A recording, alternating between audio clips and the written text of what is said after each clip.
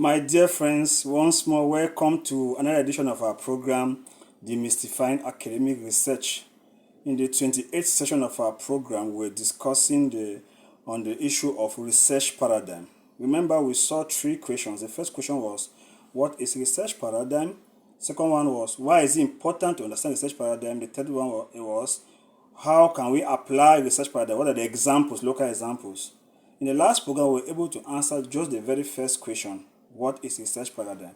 And we agreed that in the next program, which is today, we will answer the second question, why is it important to understand the research paradigm of our research project, even before we start the research project. Of course, you have to know it first before you start to have a perfect research project. Once more, we are grateful to have you as a returning subscriber. Please, thank you for coming and keeping the faith. We pray that continue to be the ambassador that shares the program to many others who might not have the knowledge of it, and so that we can be aware. For you who is a returning subscriber, you who is a new person coming, we are grateful. If your joy is to understand academic research, then you are in the right place. We are happy to have you. Please cut part of the video and place at your WhatsApp status, Facebook, in your TikTok, in your Instagram, YouTube. Please place some in your WhatsApp groups. You might be helping somebody to come out of a certain doldrums. You never know. It's good to share knowledge as much as you have the means to do so. I'm happy that you are here. Please keep the flame burning, and so we can be able to share the knowledge that we have. Research paradigm. Why is it important for us to understand the research paradigm of our research project even before we begin the research project? The first thing to understand is that let us remind ourselves that research paradigm is all about the philosophical framework in which a research project is built. And so with that, we are able to understand that research paradigm is divided in or encompasses three main concepts: the ontology, the epistemology, and the research methodology. The ontology in effect discusses what is reality. What is reality? If they ask a question, for instance, does God exist? Any response you give should be your reality. Somebody may say, yes, God exists. That is that person's reality. Another person will say, no, God does not exist. That's that person's reality. So, what is your reality? What is reality? That's ontology, ontological questions. The second part of research paradigm is epistemology, the science of knowledge. How do we know this reality?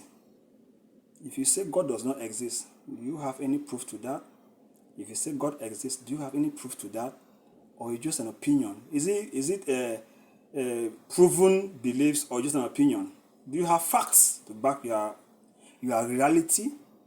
And then we say research methodology is those steps that you take to conduct research. It deals with the research methods. The various steps, what do you do now? Maybe it's interview, maybe it's a questionnaire. What do you do at what time, at what stage, and why? That's research methodology. Today we are discussing the question, why is it important to know the the research paradigm of our project? From what we just laid down the foundation, you can see that it's very, very important to know the research paradigm of your project. But you should not just take it from me that I say it's very, very important. I'll give my evidence. Notice that since every research is based on it has a philosophical basis, it is important for us to know that philosophical base of every research will help the researcher to determine which research methodology to be used. Are you going to use a qualitative method? Are you going to use a quantitative method? Are you going to use a mixed method? It all depends on the philosophical foundation, the running philosophy in the entire project. We have talked a lot about things like this, so you can look at our earlier videos and you can see they may be of help to you. When you have doubts, please feel free to drop your question at the comment section. or write to us. The emails are there. We're able to come and give some details the way we think that can be helpful. The next point for us to understand is that it is important to know the research paradigm of your project, because that alone gives a better knowledge. It presents the research in a coordinated way for somebody to pick out the message in which the research seeks to pass across.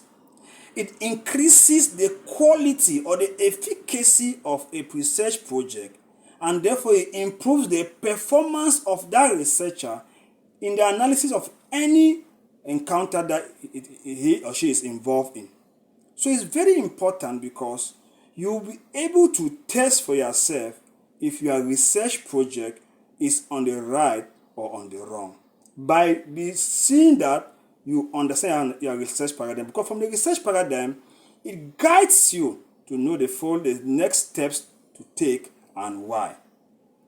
I think that's where we end for today, and we encourage those who are joining, please remember, we'll be coming next. Our next program, our next video that will drop, will be answering the question, how do we understand, or how do we make use of our research paradigm?